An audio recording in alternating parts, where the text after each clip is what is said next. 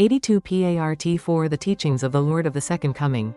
In the period of the Christian Empire, all the conditions pertaining to the United Kingdom had to be restored through parallel conditions of indemnity. Once again, the central figure to restore the foundation of faith was the emperor. He was responsible to actualize the Christian ideals set forth by the leading monastics and the Pope. The Pope, for his part, stood in a position comparable to the High Priest of Israel, who received God's commands through the prophets. He was responsible to lay the spiritual foundation, upon which the emperor could realize the ideal Christian state. After crowning and blessing the emperor, the Pope was to obey him as one of his subjects in temporal matters.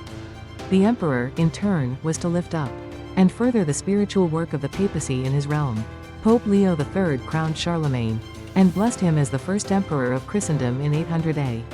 Charlemagne stood upon the foundation of the 400-year period of regional church leadership, which restored through indemnity, in the form of substantial parallels, the 400-year period of the judges. Therefore, like King Saul, he stood upon the foundation of a dispensation of 40 for the separation of Satan.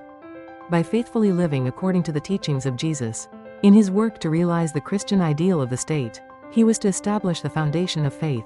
Indeed, when Charlemagne was crowned emperor, he achieved this foundation. Had the Second Israel absolutely believed in and followed Charlemagne, the foundation of substance would have been laid, and thereby the foundation for the Messiah would have been established.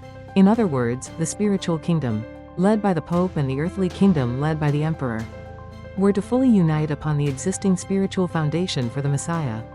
Christ would then have returned upon this solid ground and built his kingdom. However, the emperor did not remain obedient to God's will, and left the position of Abel for the substantial offering. Neither the foundation of substance, nor the foundation for the second advent of the Messiah was established.